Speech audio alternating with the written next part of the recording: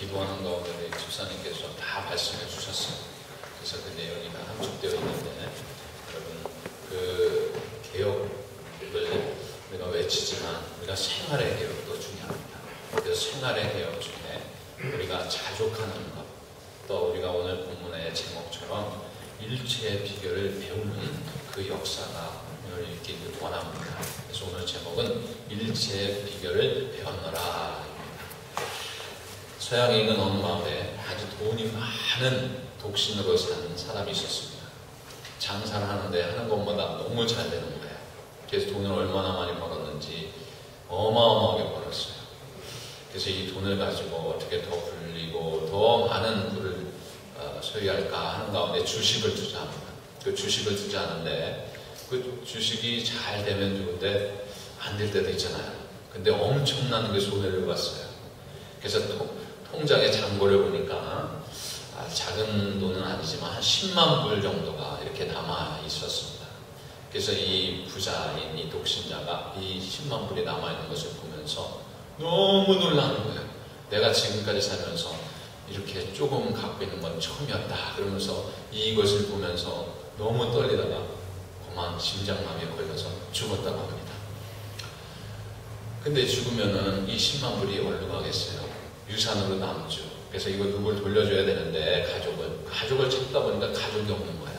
근데 저 시골에 가난하게 살고 있는 그 사촌 조카가 있었어요. 그 조카가 거기 있어서 은행에서 알아보니까 거기 사람에게 주면 되겠어요. 그래서 그 사람에게 유산을 물려주려고 이제 찾아갔어요. 그랬더니 그 가난한 그 조카가 갑자기 어마어마한 10만 불이 생긴 거예요. 가난한 자가. 그래서 이 10만 불을 가지고 너무 놀랐어요. 너무 놀라다가 또 이 사람도 너무 놀라서 심장마비로 죽었다고 합니다. 이게 진짜인지 가짜인지 잘 모르겠어요. 그러나 여러분, 이 있던 자가 없는 것, 그죠? 오늘 본문에 보면 있던 자가 없던 것, 그게 뭐냐면 비천한 자입니다. 비천한 자의 모습. 참 걸 준비를 못했던 것이고 그 삶을 살아보지 못했기 때문이에요. 그래서 이 사람은 심장마비로 죽었고, 또 이 가난한 자가 갑자기 윤택하게 되고 오늘 본문에 있는 말씀처럼 풍부에 처하게 되니까 그게 놀라서 죽었어요. 여러분 어떻습니까? 정말 우리 인간의 욕심이라는 것이요, 끝이 없습니다. 갖고 싶으면 더 갖고 싶고 소유하고 싶으면 더 소유하고 싶은 것이 우리 인간들의 모습이기도 합니다.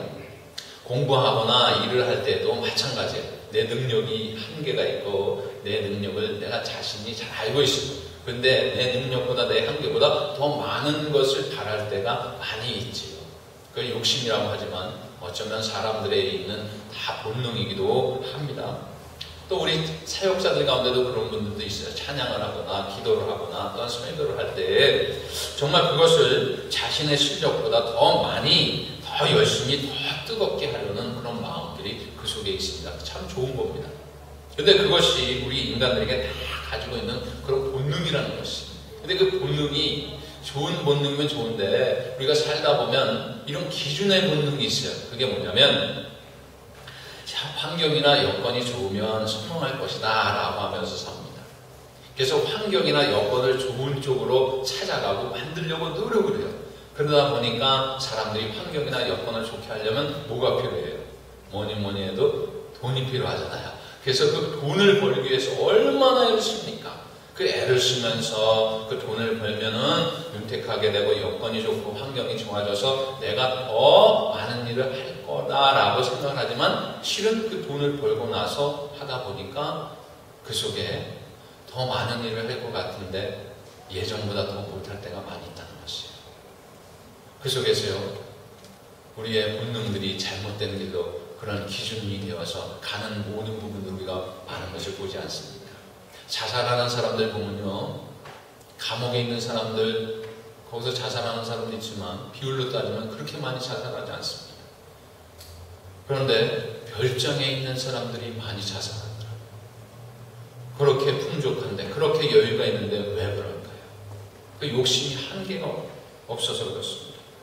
여러분, 여건이나 환경에 좌우되지 않고 능력 있게 여러분들 사시기 바랍니다. 그것이 너무 치우치지 아니하고 정말 모든 이 사도 바울이 얘기하는 것처럼 일체의 비결을 배워서 하나님 앞에 바로 서는 저와 여러분들 되시기 바랍니다.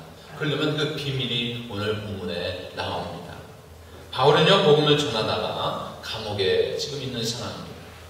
그 당시에 내가 사도 바울을 죽이지 않고서는 내가 밥도 안 먹고 잠도 안 자겠다고 하면서 쫓아다니는 유대인들이 자그마치 몇 명 있었냐면 40명이나 있었어요. 40명이나 있었는데요. 지금 사도 바울이 어떤 면에서 보면 그렇게 어려운 상황이고 목숨을 내놓는 그런 상황이지만 감옥에 있었기 때문에 그것이 보호가 됐던 것입니다. 그러는 가운데요, 죽든지 살든지 그는 늘 기뻐하며 감사하는 그 마음이 있었는데, 특별히 오늘 감옥 속에서 기쁘고 감사한 일이 그 속에 차고 넘치는 것을 또한 우리가 본문을 통해서 봅니다. 11절에 보면 여러분 한번 볼까요? 다 같이 공독합니다. 내가 궁핍함으로 말하는 것이 아니라 어떠한 일이든지 나는 자족하기를 배우노라. 여기서 자족하다는 것을 배웠는데 그 전에 10절에 보면 그 빌립보 교인들이 잠깐 멈췄던 그 성경 헌금을 다시 한번 들고 지금 온 것입니다. 와서 그것을 전달을 해요. 전달을 하는데 사도 바울이 그 모습을 보면서 얼마나 감사하고 기뻐했는지 모릅니다. 근데 실은 이 사도 바울이 정말 이 기뻐하고 감사했던 것은 그 물질로 인해서 감사한 것이 아니라 그들이 다시 그런 일을 할 수 있고 또 그들이 그러한 마음을 가졌다 하는 것에 대한 감사고요.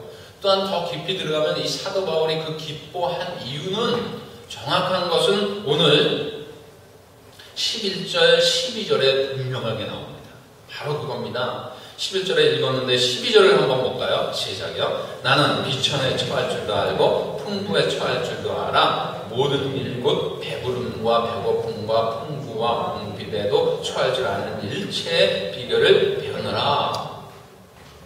여러분들에 의해서 선교헌금을 받아서 저도 기쁘지만 더 기쁜 것은 이 속에 있어도 기뻐하는데, 왜냐하면 내가 물질을 통해서 윤택하게 돼서 지금 순간에 기뻐하기보다는 없으나 있으나 배고프나 배부르나 또한 윤택하나 윤택하지 않거나 나는 기뻐하는 것을 알고 있다는 거예요. 그래서 나는 기뻐한다는 거예요.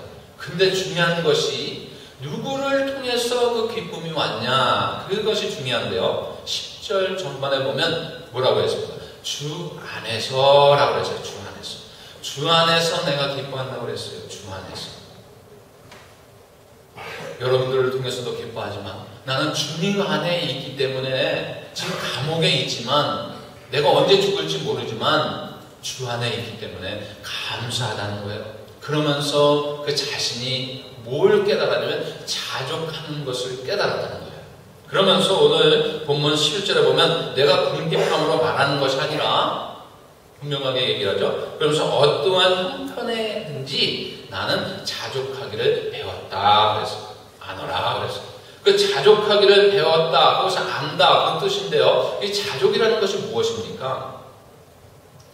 환경이나 조건에 영향을 받지 않는 것이 자족입니다. 이 자족이 이루어지면요, 여러분 자유하게 됩니다.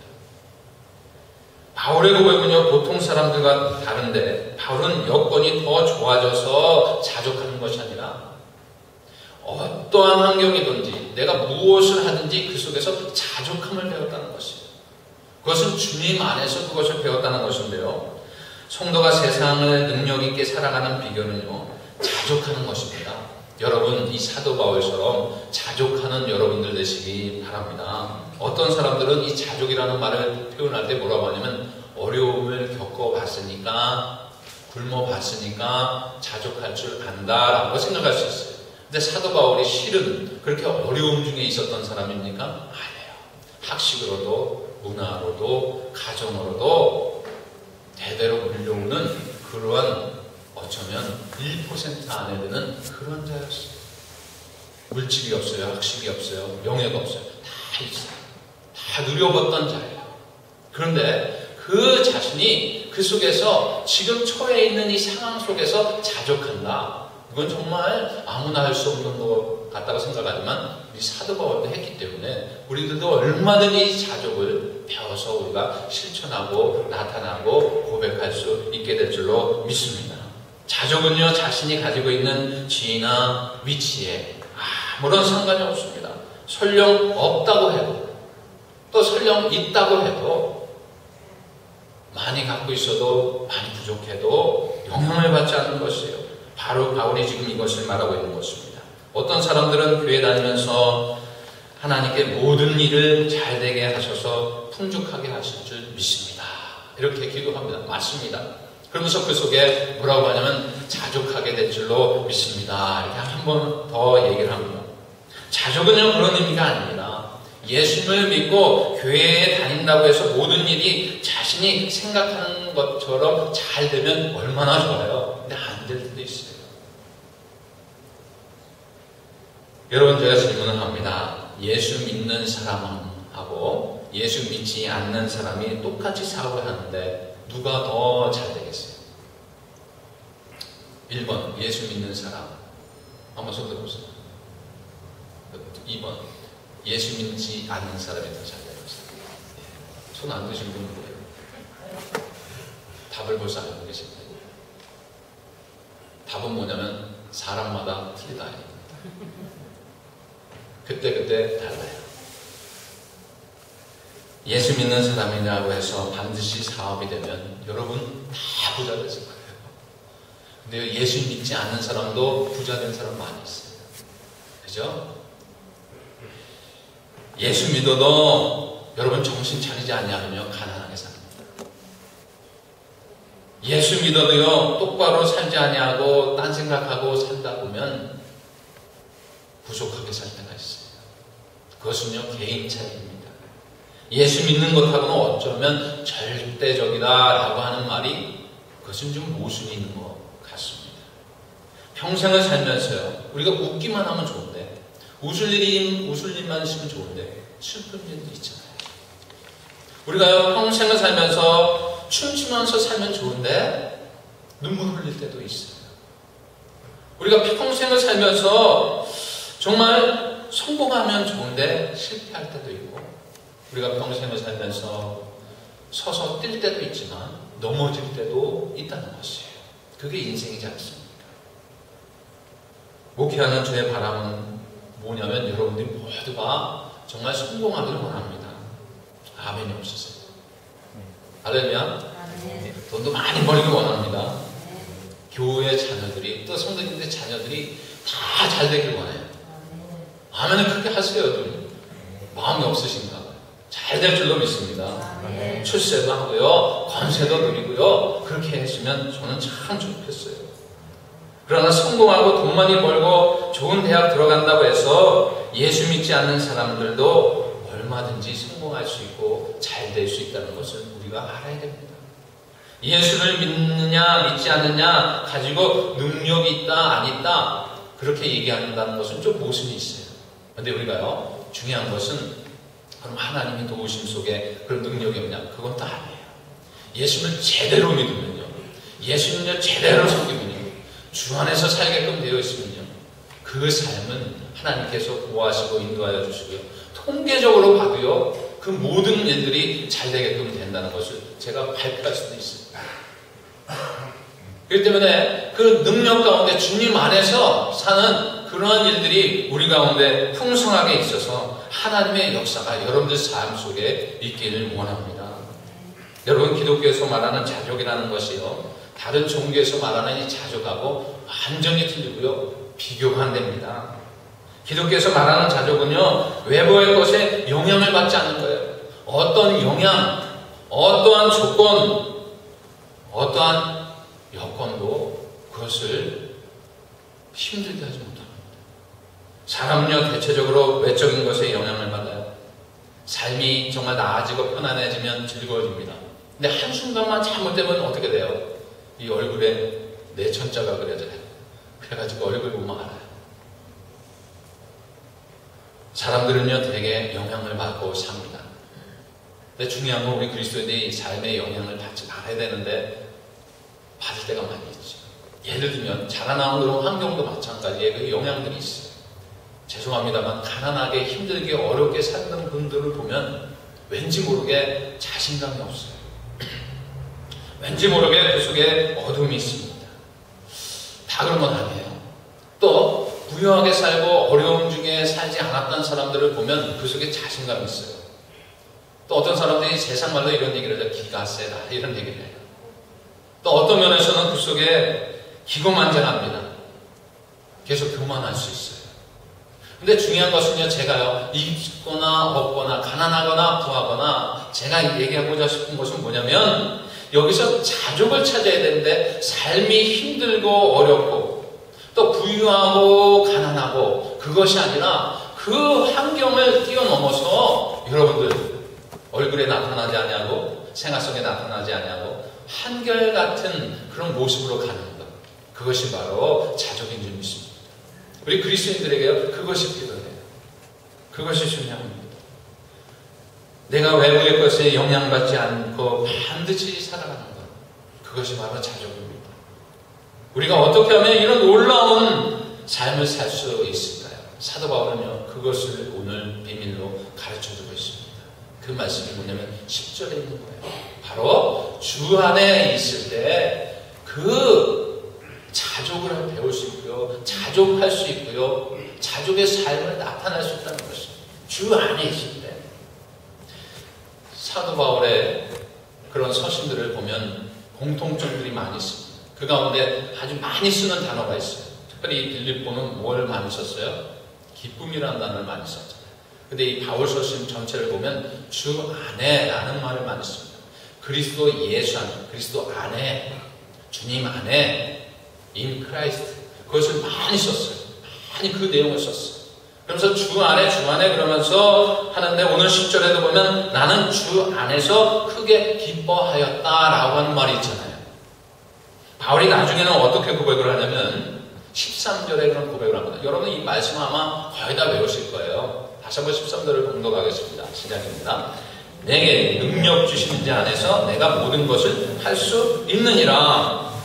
내게 능력 주시는 자 안에서 내가 모든 것을 할 수 있느니라 그랬어요.